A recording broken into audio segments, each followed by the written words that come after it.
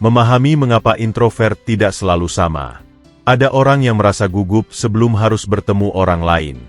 Ada juga yang sebenarnya bisa ngobrol lama, tetapi hanya jika bersama teman yang sudah benar-benar dekat. Di sisi lain, ada tipe yang terlihat dingin ketika pertama kali datang ke suatu tempat, tetapi setelah beberapa waktu justru bisa ikut nyaman dalam percakapan. Perbedaan seperti ini sering membuat orang bingung. Semuanya sama-sama introvert, tetapi perilakunya bisa sangat berbeda.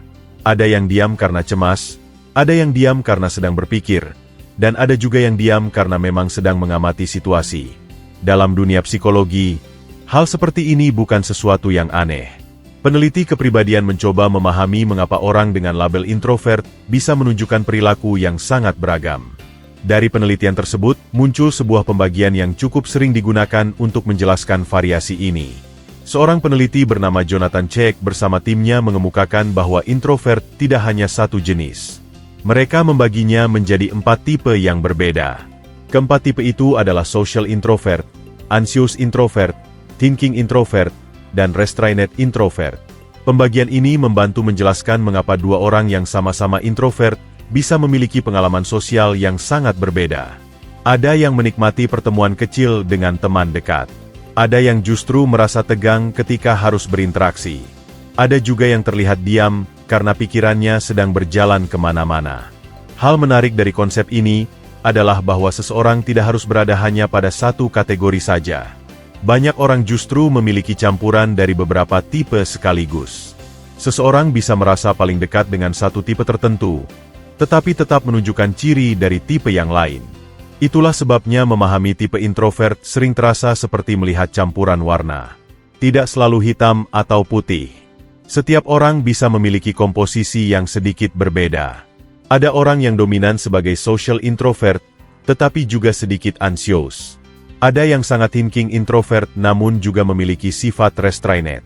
Kombinasi inilah yang membuat pengalaman setiap orang terasa unik. Ketika seseorang mulai mengenali kecenderungan dirinya, sering muncul pemahaman baru. Mengapa energi cepat terkuras setelah bersosialisasi?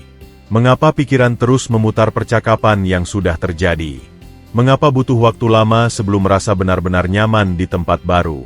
Pemahaman ini bukan untuk memberi label semata, tetapi untuk membantu melihat diri sendiri dengan lebih jelas. Dengan begitu, seseorang bisa memahami pola energinya, cara berpikirnya, dan cara ia berinteraksi dengan dunia sosial di sekitarnya. Social introvert, nyaman bersosialisasi, tapi tidak terlalu ramai. Tipe pertama yang sering dianggap sebagai gambaran introvert paling klasik adalah social introvert. Banyak orang langsung membayangkan tipe ini ketika mendengar kata introvert. Social introvert sebenarnya tidak membenci orang lain. Mereka juga tidak selalu ingin menyendiri sepanjang waktu. Mereka tetap menikmati bertemu orang, bercakap-cakap, bahkan bisa tertawa lama dalam sebuah percakapan. Perbedaannya terletak pada porsi interaksi sosial yang terasa nyaman. Jika suasana terlalu ramai, terlalu bising, atau terlalu banyak orang yang harus diajak berbicara sekaligus, energi mereka bisa cepat terkuras. Setelah berada di situasi seperti itu, biasanya muncul kebutuhan untuk menyendiri sejenak agar energi kembali pulih. Bukan karena tidak suka orang lain. Lebih tepatnya karena otak mereka bekerja lebih tenang dalam lingkungan sosial yang kecil dan akrab. Social introvert biasanya lebih menikmati percakapan yang tidak terlalu luas tetapi lebih dalam. Obrolan 2 atau 3 orang sering terasa jauh lebih menyenangkan dibandingkan berada di tengah kerumunan besar. Ketika berada dalam kelompok kecil yang nyaman, mereka bisa terlihat sangat hangat dan komunikatif. Percakapan bisa berjalan lama, bahkan berjam-jam, terutama jika topiknya menarik. Namun ketika berada di tempat yang dipenuhi orang yang belum dikenal, sikap mereka sering berubah menjadi lebih pendiam. Bukan karena tidak mampu berbicara, melainkan karena otak mereka sedang menyesuaikan diri dengan situasi. Lingkungan baru sering terasa seperti menyerap banyak energi. Ada banyak wajah baru, banyak suara, dan banyak informasi sosial yang harus diproses sekaligus. Situasi seperti itu membuat social introvert lebih memilih mengamati dulu sebelum benar-benar ikut masuk ke dalam percakapan. Ciri lain yang sering muncul adalah ketidaksukaan terhadap basa-basi yang terlalu panjang.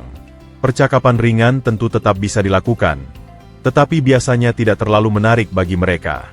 Obrolan yang memiliki isi, makna, atau cerita yang lebih dalam sering terasa jauh lebih memuaskan. Itulah sebabnya social introvert sering terlihat sangat hidup ketika berbicara dengan teman dekat. Topik bisa berubah dari cerita sehari-hari, pengalaman hidup, sampai diskusi yang cukup serius. Dalam situasi yang tepat, mereka bisa terlihat sama aktifnya dengan orang yang sangat ekstrovert. Namun setelah pertemuan itu selesai, sering muncul keinginan untuk kembali ke ruang yang tenang. Waktu sendiri terasa seperti cara untuk mengisi ulang energi. Bagi social introvert, kesendirian bukan hukuman. Justru itu adalah ruang istirahat yang membuat pikiran kembali segar.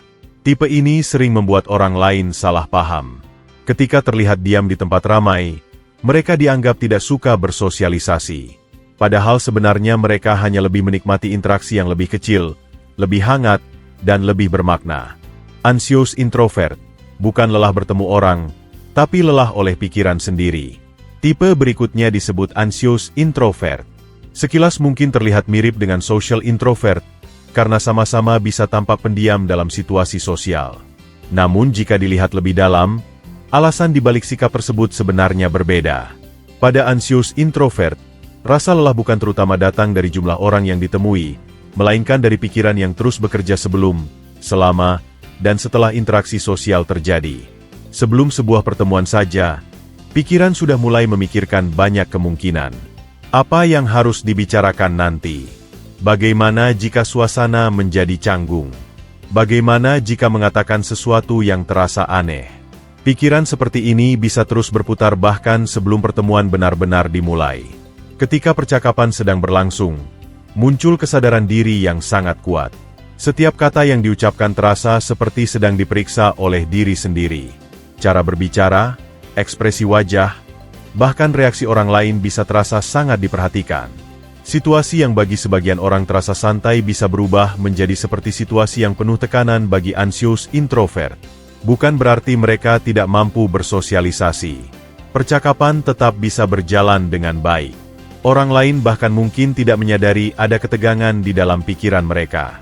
Namun setelah pertemuan selesai, bagian yang paling melelahkan sering justru baru dimulai.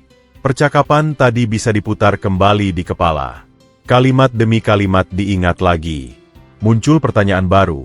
Apakah tadi berbicara terlalu cepat? Apakah respon yang diberikan sudah tepat? Atau apakah ada kata yang terdengar aneh? Pikiran seperti ini bisa muncul berulang kali. Bukan karena sengaja ingin memikirkannya, tetapi karena otak mereka memang cenderung menganalisis interaksi sosial secara berlebihan. Hal ini membuat situasi sosial terasa seperti sebuah ujian yang harus dilalui dengan hati-hati. Ada rasa ingin memastikan semuanya berjalan dengan baik.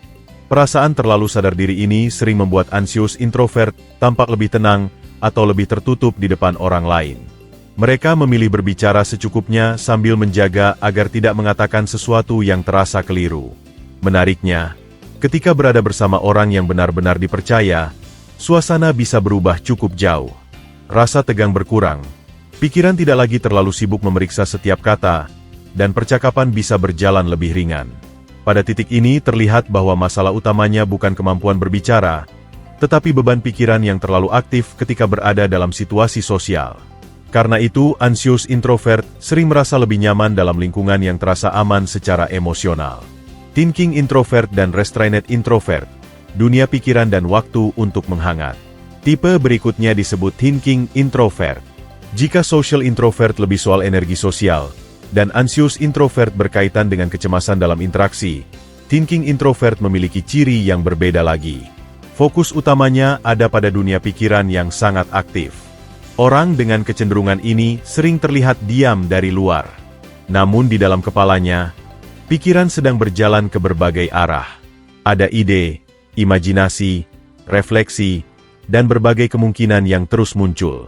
Kesunyian bagi thinking introvert bukan sesuatu yang membosankan. Justru di situ ruang berpikir terasa luas.